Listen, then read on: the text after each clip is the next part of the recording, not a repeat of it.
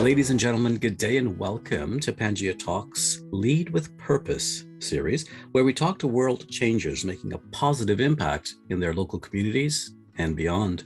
Joining us today is Mr. Manuel Francois Saint-Cyr. Manuel is an executive coach for women who are experiencing tension between work and family life, seeking to discover their power to make choices that are aligned with their values by increasing their mental fitness. Manuel was named one of the top coaches in Montreal by Influence the Just.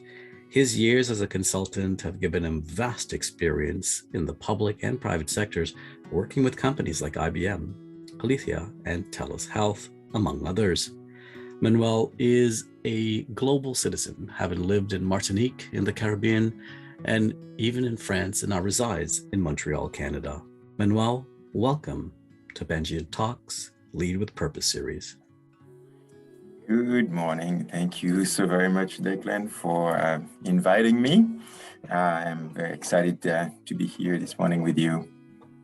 Yeah, it's me and the listeners. I think we're going to be excited to share time with you because of how much you've seen in your life travels and some of this great work you're doing with positive intelligence, which we'll get into later on in the conversation around mental fitness. Everyone who is aware and on the leading edge of self-care has heard this term mental fitness, and I'm excited to talk to you about it and how our audience and even clients of the PANGEA family can benefit from mental fitness. And I know you've done some work with some of our clients with the PQ or mental fitness or positive intelligence program. I'd like to open first with getting to know you. And I'd like our audience to get to know who you are as a person first. And I'd like some revelatory things to be shared on this conversation. So I'm going to jump right in with a direct question, but I think you have the responsiveness to effectively handle it and share some insight. I'd like you to tell us, Manuel, about a defining moment in your life that led you to become an executive coach for women executives. Good question. It's becoming a coach. It's always been my passion to be able to help, and from a very young age, and I was able to refine that ultimately to become a certified coach. But the specific audience of being able to assist and support women, and more mothers even than just women, it came from my mom. My mom, I grew up in the Caribbean, as you mentioned, in Martinique, and my mother was the first female of color to reach a high-ranking level, officer level in the French administration in Martinique. And I'm also number 3 of a family of 5. So as you can imagine, then she was able to raise 5 children and at the same time execute really on a very successful career in the French administration in an environment that's not really supportive of this in many ways. So I've been able to witness I would say the struggle that she had between the choices that she had to make between the family expectations and raising the kids, and also the high demands of an environment that's difficult on its own. But when you add the female factor to it, and then when you double that, you top that up with the minority part of it, then it becomes a lot more difficult. And she's been able to navigate that very successfully. I mean, obviously with ups and downs, and I've been on that side to experience that journey. And that's where I was maybe compelled to provide some help and support to women in this situation, and also with the guidance of my father. My father was a physician, he passed 20 years ago, but as I was growing up, I saw him really demonstrate really the support and the role that men, husbands, could have in supporting the aspirations, whether it's family and professional, personal and professional aspirations of their wives. And that's the combination of those two influences really pushed me to provide support to mothers who wants to be able to develop their professional career, to really evolve in a male-dominated environment while taking care of their families and meeting those personal goals as well.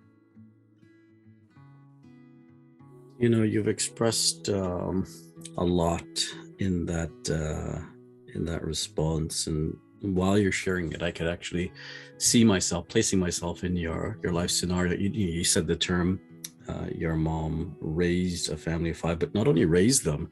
I mean, there's some very successful people in your family. I mean, I think your brother, correct me, your brother was at an Ivy League school, if I'm not mistaken. And there were some other great success stories coming out of your family. So not only did your mother raise them while contributing to this successful career, prominent position for her career, in a position that was not necessarily accepting or encouraging of differences in people who may not have fit the homogenous appearance of the environment at that time. She was able to create relationships with her children that inspire them to go on to significant greatness. And I find that's a brilliant story to learn from and share. And I can understand how that inspires you to want to work with women executives and specifically mothers, because of the positive impact that comes out not only from their careers, but it's in the ripple effect around them and how many lives they influence.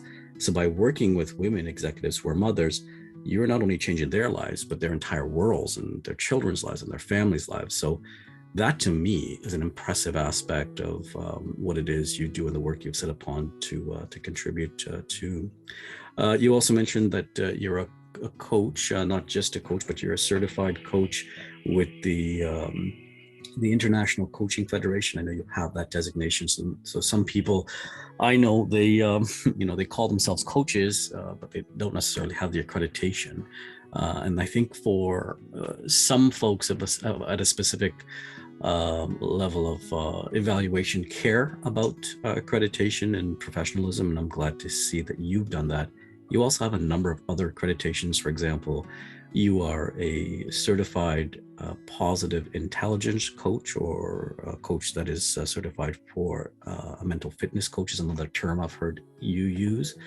I wanted to learn from you about 3 things that you've observed or reflected on, or even 3 things that you've learned from coaching women executives that created wow moments for you. Well, before I just answer that, I just wanted to really come back to what you just said and the impact, and really highlighting that's true, and that's what really matters. It's really the impact that we have at the end of the day. And it transitions into your question regarding what I've learned coaching women is the importance of the impact, right? And the fact that they want their children to be proud of them, and they have extremely high values, and they want to be able to transmit them. So that's not unique to executive women, but this is definitely something that makes a connection between what you just said and your question.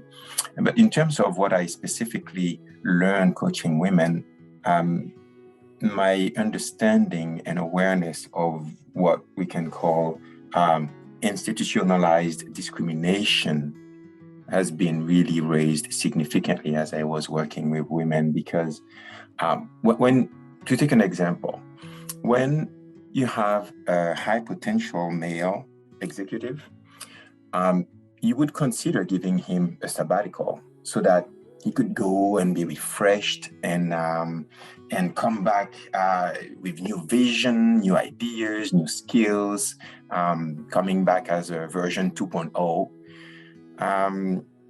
But when a female executive is talking about maternity leave, whoa, then that's not positive at all.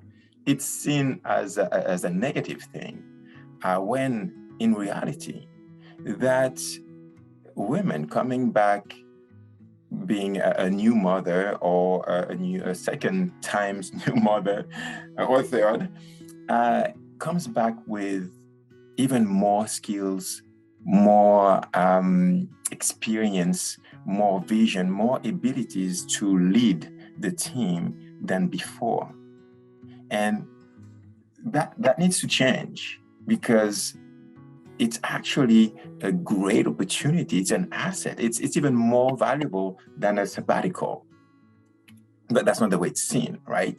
And it's actually used to penalize that female executive. So the working with women in that environment really highlighted, and this is just one example out of several, of how the system is built and on the poor foundations, and that's not really making the most of what women could bring becoming mothers to the work environment. And the second aspect, which is connected to the first one, has to do with the servant leadership aspect of leadership now. It's kind of a buzzword, right? We talk more about servant leadership, and we encourage the men to emulate this, and executives in general. But I realize that it comes naturally for women, and part of it actually is because of the way they've been raised, which from one point of view could be seen as something that's negative, right? It's okay, we give the mother the role of to be in charge of domestic support and all those domestic tasks, and we consider it's theirs mainly, and that they are there to serve their husband or their children. And so obviously it's something that we want to change. However, that becomes an opportunity, because that developed in women this ability to transfer those skills in terms of servant leadership to their working environment. And that makes them powerful leaders. And they want to be able, basically as a coach there, I help them see this as an opportunity, see this as an asset, see it as a good thing, as opposed to, complaining about that kind of putting them in a box. And I'm all in favor of changing that by having husbands support more and take ownership for those tasks, and not say, okay, I'm going to help you with that task, but I'm going to, let me just do that task with you, right? So this is something that I want to help change, but at the same time, since this is a situation that we have today, then they can definitely see the opportunity in this.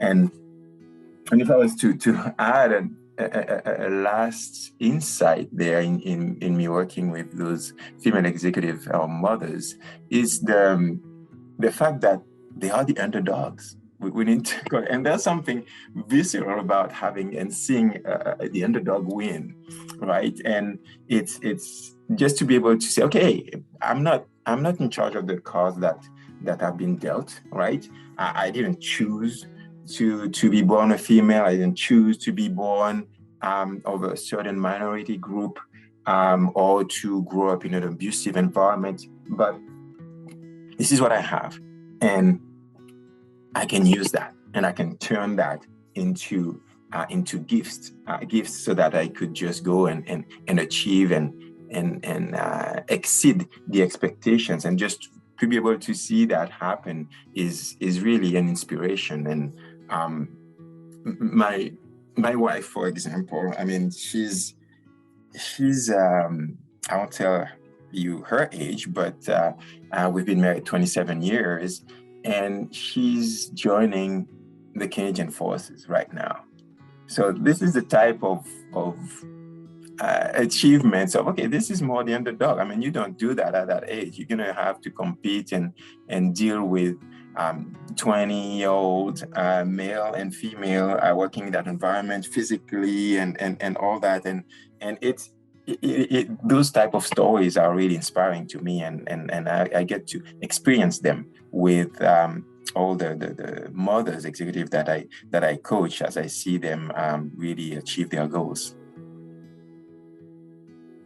What a deep, rich perspective you shared. So many things for me to unpack with you. And there's a number of ways I'm going to tackle the response, but then we'll get back to that question I posed at the top. So in response to your contribution, or at least for me to share a perspective on your contribution, I wanted to tackle that term servant leader. And then I also wanted to tackle with you that concept of we didn't have a choice of being born in different versions of what we could be interpreted as positions of disadvantage, but not disadvantage, but disadvantages of the current system or the current construct. And I think it's important for our audience to explore that specific nuance. It's not a disadvantage period in the sentence, but in the context of the system. And what I mean by that is one can be born into a society that excels at let's say soccer, and everyone in your town is exceptional at soccer, but you have a natural ability to play basketball, for example. And it doesn't mean that your ability is or how you were born, so to speak, is a disadvantage, but in the construct of the system or the environment that you're in, that's where it may appear to be so. And we'll talk about that in a moment, but there's a lot of fascinating things to explore there in my life experience. But back to the term servant leader. I know you're aware that I'm connected with Trinity Western University's Masters in Leadership program, and servant leadership is a core component of the work that we do there with the students that come out of the MA Lead program at Trinity Western University. And for the folks that are listening and hearing that term, either for the first time or have never heard it defined, I'll share a bit more about it. While servant leadership is a timeless concept, the phrase servant leadership was coined by a fellow by the name of Robert Greenleaf in an essay he first published in 1970. In that essay, Greenleaf said, "The servant leader is servant first. It begins with the natural feeling that one wants to serve first. The conscious choice brings one to aspire to lead. That person is sharply different from one who is leader first, perhaps because of the need to assuage an unusual power drive or to acquire material possessions. The leader first and the servant first are two extreme examples. Between them are the shadings and blends that are part of the infinite variety of human nature. The difference manifests itself in the care taken by the servant first leader to make sure that other people's highest priority needs are being served.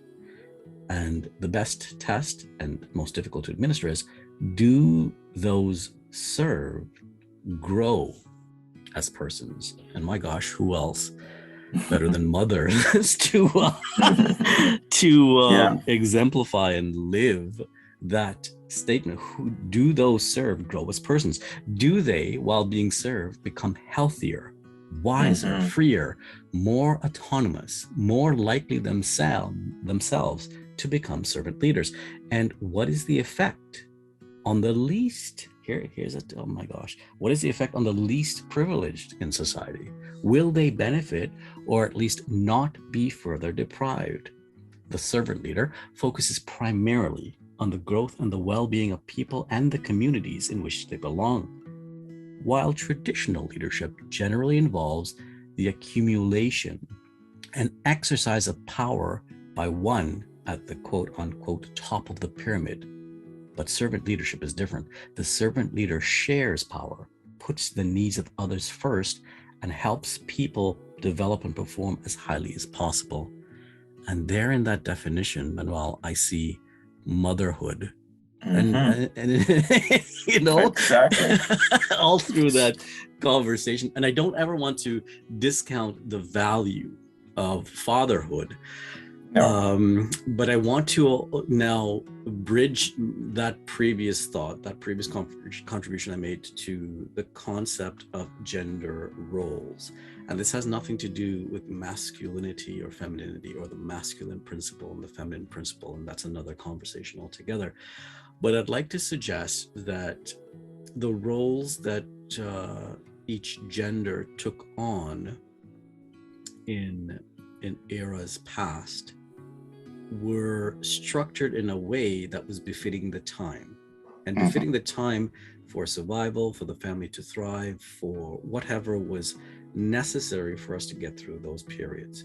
We're at a time now where we're seeing an awareness and a shift and a desire for equal acknowledgement and contribution. When I say equal, you know the distinction between the definition of equal and equality and equity. So I'm very cautious with these types of conversations because I'm fascinated by the nuances and how the general perception of gender roles has taken on a very charged or combustible meaning. Folks get very heated about it. But I think if we look at it through the lens of understanding, if we look at it through the lens of wisdom, we recognize that we're just entering a new phase of our growth and understanding of where we contribute, and that's due to an economic environment, a political environment, even in a military protected environment that afforded us the peace to allow our minds to have these thoughts.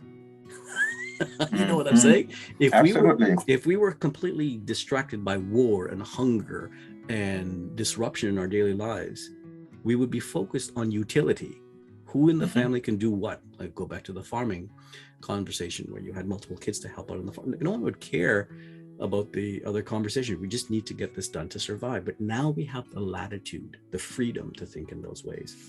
And so this is a conversation I can share multiple thoughts and perspectives on, but I did want to bring the conversation back to the things you've learned, because I value your time, and I think the audience would love to learn from you about some of those wow moments that you have learned from coaching women executives that made you stop and think and say, oh my gosh, or wow, or you know what, that was a surprise to me. Tell us about some of those wow moments that you can recall, and how that's shifted you in your thinking and the way you see the world. Basically, those moments are very frequent in my interactions with those female executives and mothers executives, because it's during those conversations and those moments of connections that they've been able to express their perceptions, how their reality really, and it comes really to what I indicated in terms of the discrimination that seems to be at every level in the organization. When I was a consultant, and then I worked in a lot of different companies, but all my experience was from a male perspective, right?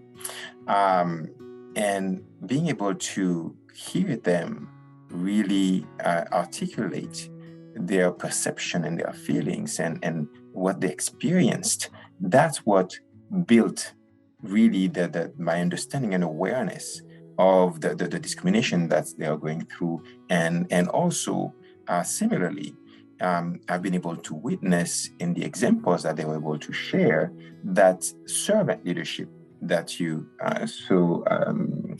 described so well.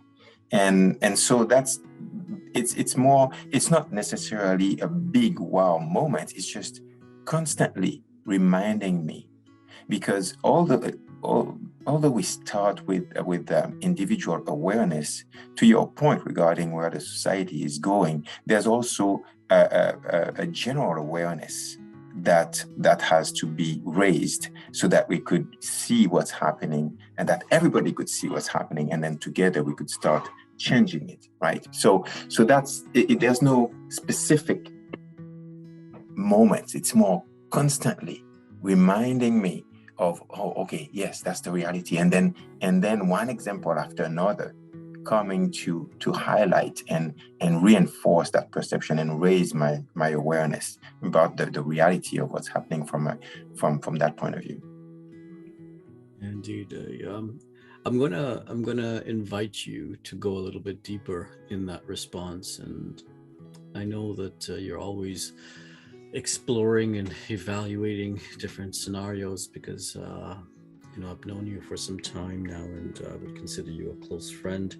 And I see how you process information. Your mind is very strong in the analytical component, but you are also intuitive, highly intuitive as well. So there's a balance in the way you see things. As we talk about your mom, you mentioned her and how her experience had an impact on you. And I'm going here, I want to go back here just for the sake of the authenticity of the conversation. And if you feel comfortable sharing, I want to also create that safe space for you to share. When you go back in your mind and you think about your experience with your mom, as you look at her through your mind's eye and the struggles that she was going through, do you remember, maybe as you were a young person, maybe even a teenager or someone that's 12, 10, 12, somewhere in there, thinking to yourself, I don't like the way this feels, or there's something that your mom was going through that created a shift in you, or created a part of the way you saw the world, where a sense of justice was inspired, where you said, you know what, I'm never going to let this happen again to anybody else, any other mom, because of what my mom has gone through. I'd love to go there and I like understanding and learning from those defining moments. So if you feel inspired to, or you feel like you want to share, I'll create that opportunity here for us to share and listen to any defining moments you could choose that you've come through in your relationship with your mom that made a real big difference in your psychology or the way you showed up in the world.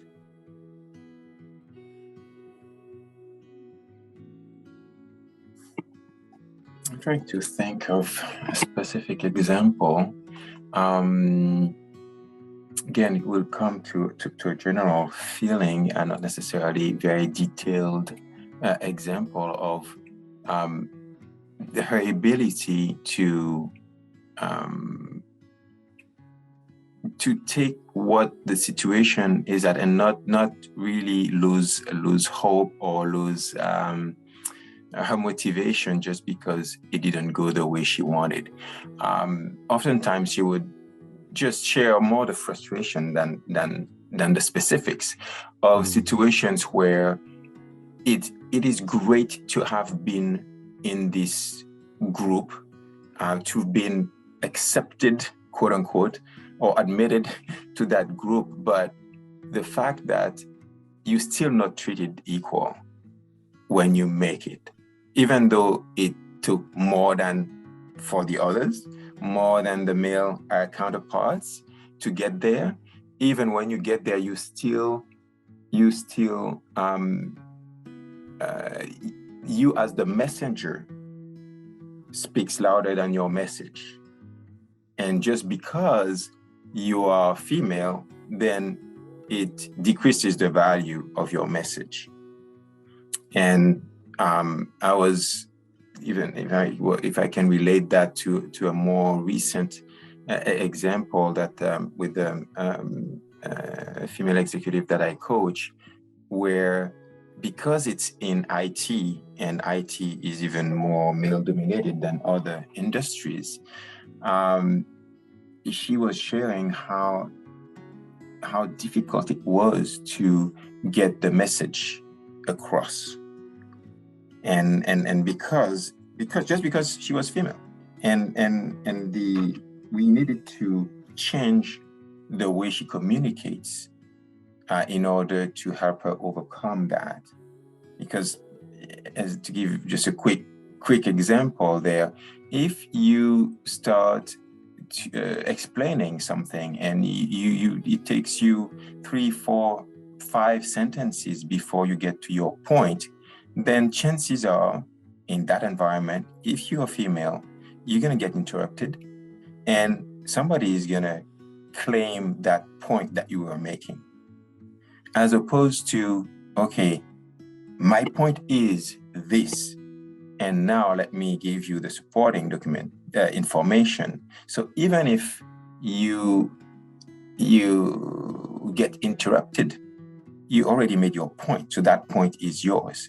And those are the types of thoughts that we want to use, and those types of techniques that we can use to really adapt to that environment. Because it's not because you are in this group where of high C-suite executives, where you're still the minority, right? It's just 20%, if that, of the C-suite executives are women. But in order for you to be heard, that it takes more than that, more than making it to that group.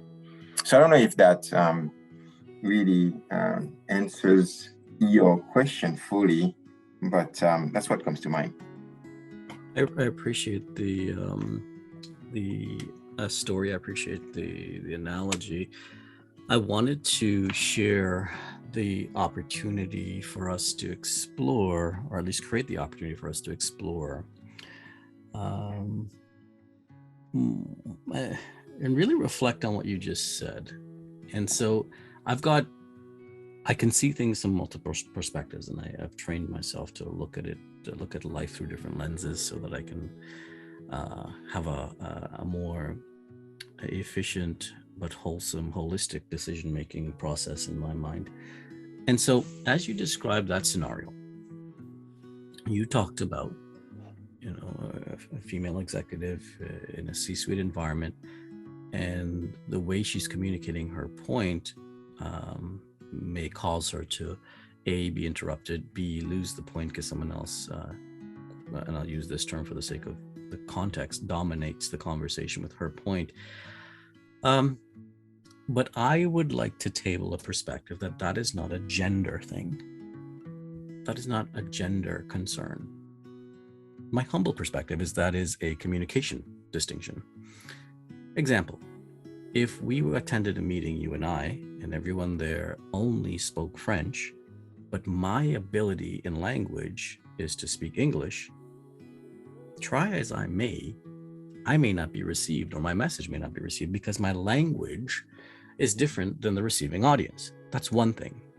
And the reason I would say that that's a thought to consider is that I support a number of female executives in my world, helping them grow, helping them communicate. And what I've noticed is sometimes what ends up happening is the default blame game is played where, it's just a bunch of guys, they're not going to listen to me. Oh, it's male dominated, or, men just don't listen.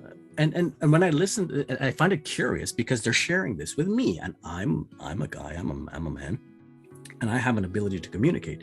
So there's a shared responsibility here where, yes, men definitely need to explore ways of listening differently and expanding that capability to hear their counterparts differently, their female counterparts differently. And I think also there's a responsibility on the women executive's role to be able to develop a communication skill to speak the language of business, because what what the existing executives may have been able to do is develop that ability to communicate in the language of business. And so I think there's a distinction there that we need to share and not default to a gender role, but rather a communication skill that needs to be developed. And I'll tie that to a practical application. I was driving along the lakeshore one time with a dear friend of mine. She ran one of the biggest mortgage brokerage companies on the West Coast, and I pointed up at a sign, a billboard that said more CEOs, but the O in the CEO was in the shape of the female symbol with the cross hanging down of the O. And I said, Gina, what do you think of that? And she says, yeah, I think it's a really great idea. It's a really great idea to have more women CEOs. And I thought that was a great response, a great default response. But I asked myself, okay, by that distinction, shouldn't we then have more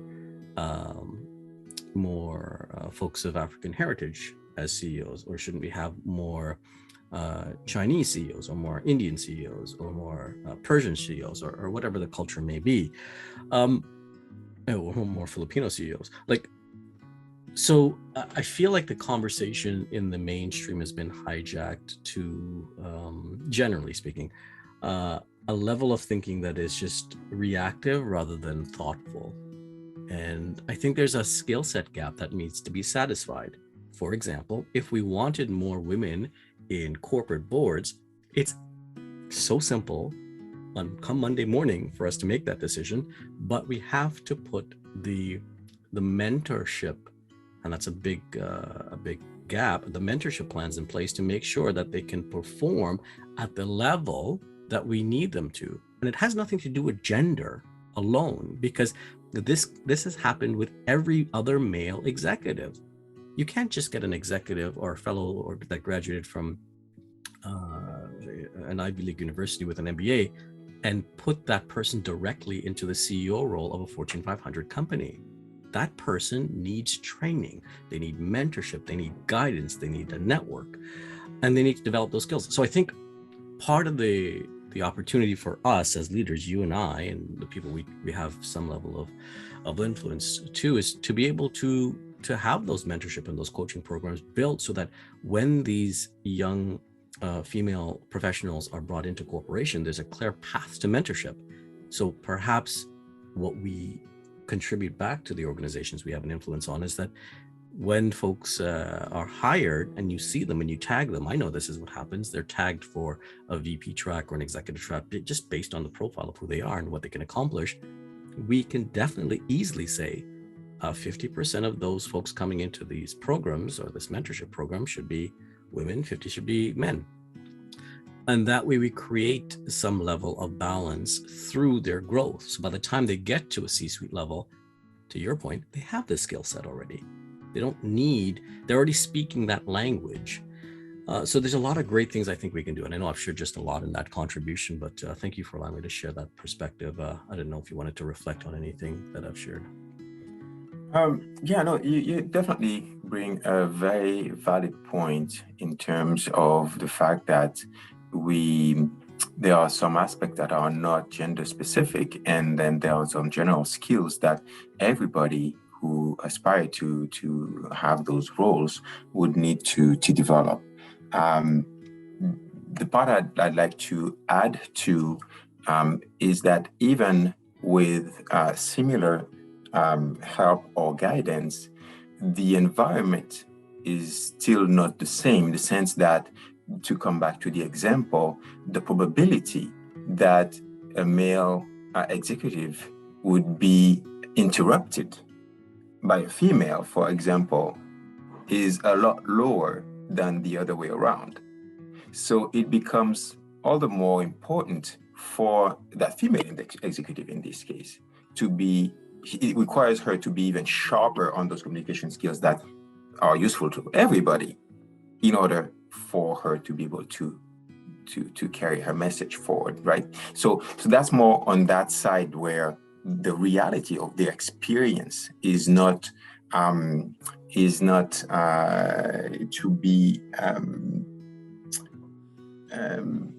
missed or under-evaluated, because at the end of the day, and that's probably the transition with where we're going with mental fitness, but at the end of the day, I don't want them, those mothers or women executives, to use those conditions or excuses, but more the opposite. It's more, okay, that's an opportunity. So how could that be an opportunity for you? Correct. And then when you start looking at it like that, then you can adapt your approach to this environment that you do not control. And to the point of the interruption, I think it's incumbent upon the male advocates, the male counterparts, to recognize, hey, you know what? And by the way, guys around the executive table interrupt each other all the time, right? I've seen it. I mean, I've been interrupted. I've interrupted other folks, and there's no, it's not interpreted as a slight, because we're all there to do what's best for either the project or the organization. And it's interpreted as, at least when there's all males at the table, it's interpreted as doing the right thing, so to speak, because you're acting in the best interest. So I think there's a bit of nuance there that we could explore, where it's not seen as disrespectful, but if you're on the team, that's just how we communicate. Maybe there's room for improving that style of communication, and believe me, I'm the first person to sign up on improvement communication. But we also have to be aware that it's not it may not necessarily consistently or always be about a gender interruption, or rather just a practice of how we usually do things here. Come play baseball, let's win the tournament. But you know, sometimes guys, just how they've been winning championships is they have certain behaviors that may not be, because they chew tobacco and they spit it out.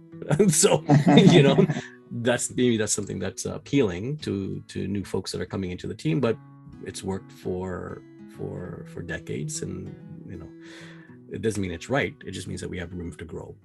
I'd like to shift our conversation, as you've alluded to mental fitness.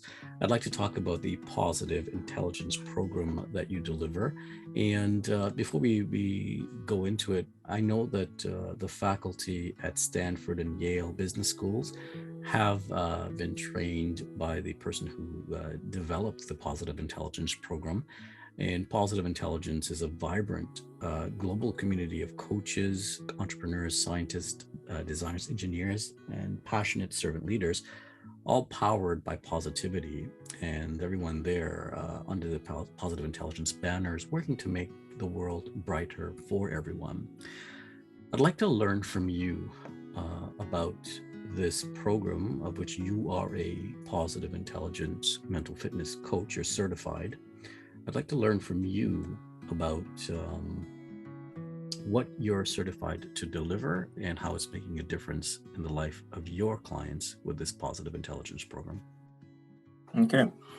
So at the root of it, really, it's, what do people want? Everybody wants better relationships. Everybody wants to be more performant at whatever they chose to do. And ultimately, everybody wants to be happy. And mental fitness is just the way to get there. Because mental fitness in itself is this ability that you have or you develop to handle whatever is happening in your life with a positive spin, positive approach, rather than a negative one, which is more often than not the case. And so the way the program works is that there's some very important pieces of information, knowledge that you need to acquire, right? So there's a part where you learn how your brain works. You learn really why you react the way you react. So there's a part of learning information. That's 20%. And then 80% of the program is experiential, meaning that you need to go and work it out. And when for physical fitness, it's very important. If you want to have a summer is around the corner, so you want to have a beach body or something, then you need to know what exercises you need to do in order to develop this group of muscles rather than others, and what you need to eat, and so on and so forth. But having all that information is great and you need it. But unless you actually go to the gym and do those exercises, or go to your kitchen and then eat what's healthy for that, then you won't have the results, and certainly not long-lasting results.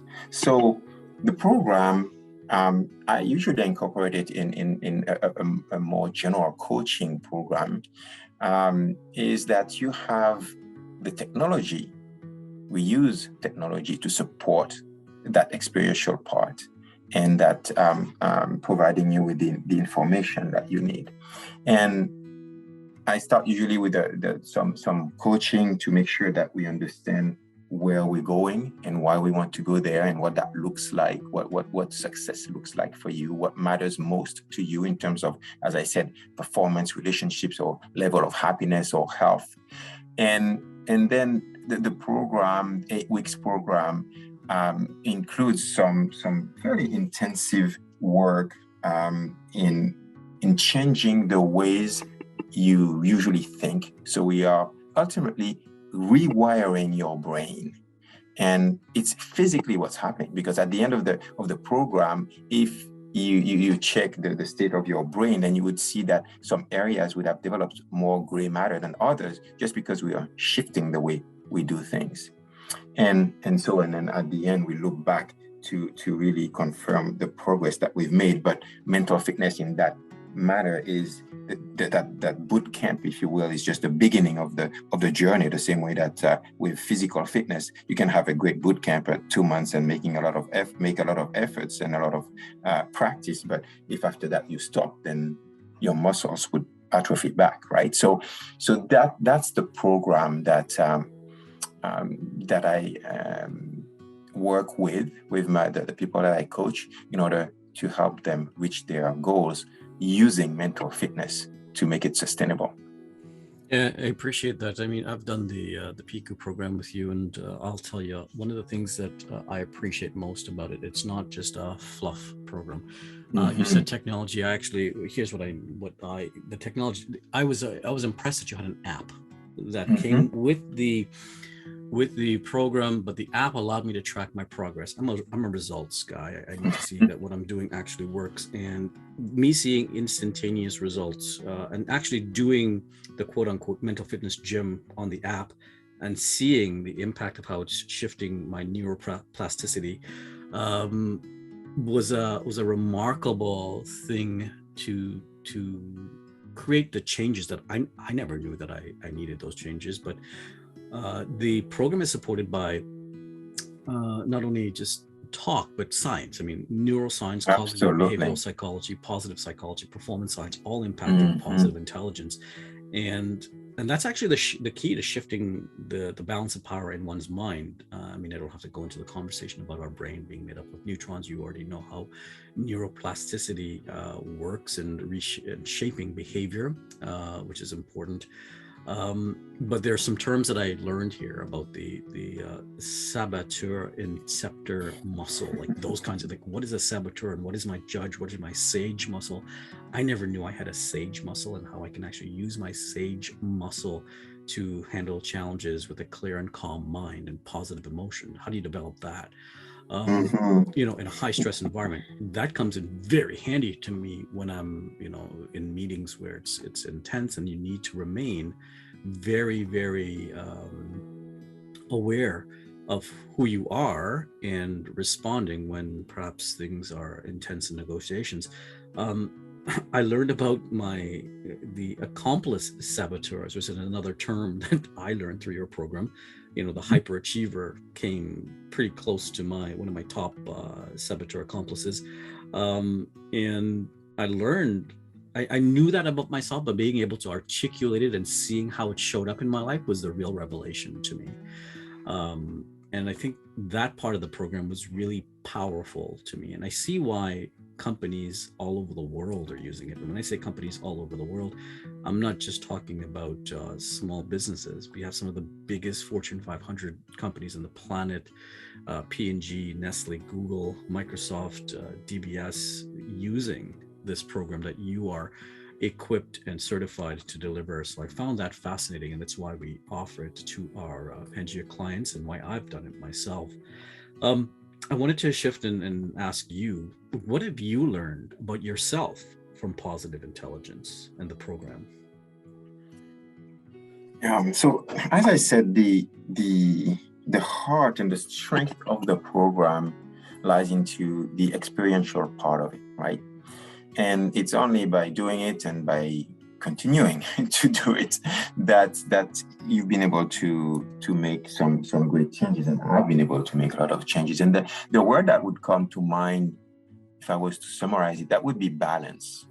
Because as you alluded to that, there are some saboteurs, basically some voices that we hear in our head all the time that are bringing the negative part of it, that are leading the negative emotions, and you mentioned the judge that makes us think that everything is bad, or I am bad, or you are bad. Excuse me. And so being able to see that those saboteurs, they are strengths, actually. It starts with the strength. It's just that it goes too far. In my case, one of my top saboteurs is to be a stickler. So being a stickler, or being not necessarily a stickler, but being very detail-oriented and focused, that's what helped me get where I'm at today. So there are good strengths in that. I want to be able to continue to use that. The problem becomes when I push that too far in the use of those particular traits, and when they start impacting my relationships, for example, because I'm so focused on making everything perfect that you come into my world, you become a threat. And therefore, obviously, if I treat you like a threat, then that won't improve our relationship. Or when in my performance, when I'm so detail-oriented and I want everything to be perfect so much that I invest so much energy into making sure that everything is perfect, even the smallest things that don't really have much value. But all this energy that I wasted making that part perfect really distracted me from focusing on what really mattered. And instead of focusing on the 20% that really need to be perfect, I've been wasting my time on the 80% that would be good enough the way it is. And therefore, it impacts my performance. And ultimately, it also impacts my happiness, because if I want and I need everything to be perfect, because it's never all perfect, then I can't be happy. And it's an endless loop, trying to make everything perfect to be happy, but that will never happen. So as you could see, the key here is to be able to find the balance and to be able to recognize that voice and of the stickler, and being able to say, hey, okay, that's good, but that's where I want to focus my energy, and the rest is good enough. And I need to be able to find the balance and not get rid of that strength altogether, just because if I abuse it, then it becomes a detriment to my happiness and my performance, and improving my relationships with those around me. So that's my biggest takeaway, and that's what I strive to have for all the other saboteurs as well, to find that balance between using the strength of the saboteur, but not the negative side of it, which is over abusing that. Thank you for sharing that. I mean, the statistics from the program, and I care about data, I care about results. Like I mentioned, I care about seeing the evidence. 98% of our program participants, based on the data that's shared here, experience significant growth in different areas. And I'll tell you where I've experienced personal growth from doing the program. Self-awareness, my self-awareness increased significantly. And what I mean by that is my emotional self-awareness improved significantly. My self-management improved. My social awareness, my relationship management ability and skills improved. It helped a lot for me with conflict management. And that's one of the reasons you and I have talked about making sure that our leaders at PANGEA are all participating or have participated in the positive intelligence program, because I think what it does for us in a meaningful way is help us to have healthy conflict, which conflict, once again, we've reframed in a number of conversations we've had with different professionals. Conflict isn't necessarily a bad thing always, depending on how you choose to frame it. And with positive intelligence, we are just reframing what in our world at PANGEA, what we call healthy conflict. I think it also helps this program with mutual accountability and earned trust from what I've seen in its ability to help us at the organization.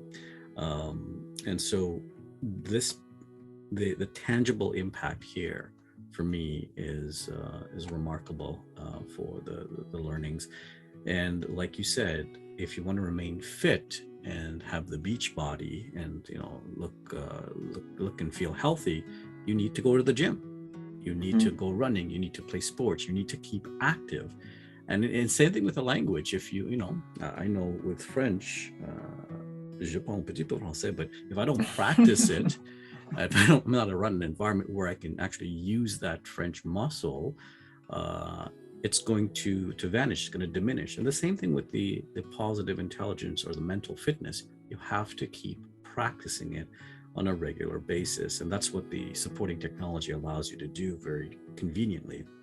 So I was very pleased with the results of this program, so much so that I've had a number of our PANGEA clients, as well as executives in my world, know about it so that they can participate in it, and some have already that you, of course, enrolled in the learning pods.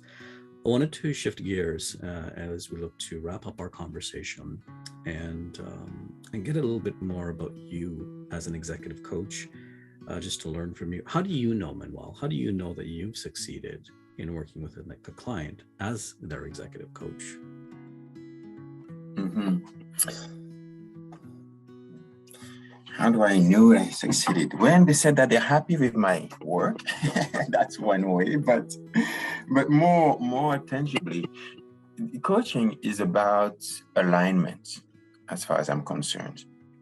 And so succeeding would mean that I've been able to help my clients align themselves. So what does that mean? Is that for me, you have four components really that you need to manage and place in alignment. The first one is yourself.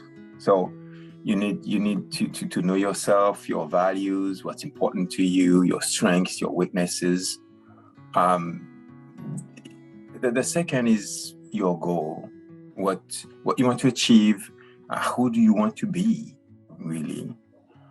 The third one would be the environment that you're in, with its assets and with the obstacles. And the last one would be your path, your trajectory, how you're gonna go about achieving your goals. And at the end of it, it starts with clarity. If you're not clear on any of those four components of your journey, then it's like you in a room with no light, and you need to go from one end of the room to the other end, and then you have no idea what's at your disposal. You don't know the obstacles that you have on the path. You don't know much because you don't have clarity. You need light to be turned on in this room, just so that you could see, okay, where are you? And then what's the goal precisely? And what are the obstacles that you need to overcome, and then you can detect the right path and choose also the right tools, or which strengths you need to develop in order to get to that goal. So my role there, and the way I measure success, is when we get to that clarity level. It's not when you get to your goal. Your goal could take 10 years. You want to become a VP or a CEO, and then this is a long-term thing, and you won't need me all the way to the end. The coaching is not something that you have to keep forever. You need to use coaching to reach a certain goal, and then after that, if that goal is achieved, then you stop or you find another goal, and then you continue. But at the end of the day, the success for me is measured when you can, and I can support you in getting the clarity that you need on those 4 aspects in order to optimize your path there. And that's why in some situations, sometimes I coach some executives on behalf of their company, and I make sure that I am clear with both parties as we start. Maybe the end result will be that, you know what, I'm not aligned with this company. Therefore, I need to find another environment where I'm aligned. And so it needs to be very clear. I'm coaching the person. I'm not coaching for the company. And in this case, my goal and success is measured in providing that clarity that you need on that path. Manuel, thank you so very much for sharing time with us today on our PANGEA Talks Lead with Purpose series. I'd love to have you back on another episode where we talk about more about the mental fitness and positive intelligence program that you're leading. I want to learn from you there how we self-sabotage. I want to, meet the judge, the master saboteur. I want folks to learn about that. It's such an important way to address the challenges or gaps really that we're not addressing and that we could, and even ask questions like, aren't these things that we talked about, the saboteur and the judge, aren't they good for me? Don't they help us? Because to me, some of those areas of my life have shaped conversation and opportunities for me to be successful in life. And in the conversation that we have next, I think I'd like to discover the saboteurs and even figure out how to conquer them as well. So let's aim to have another conversation about this if that timing works for you. It was a real pleasure sharing time with you today, and we're so glad that you were able to share your perspective and wisdom with us on this call on PANGEA Talks. The pleasure was really shared, and I thank you for being such a fantastic host and guiding this conversation. And definitely looking forward to our next episode. Thanks so very much, Manuel. We'll have you back soon. Have a fabulous day. Thank you. Bye-bye. You too. Bye-bye.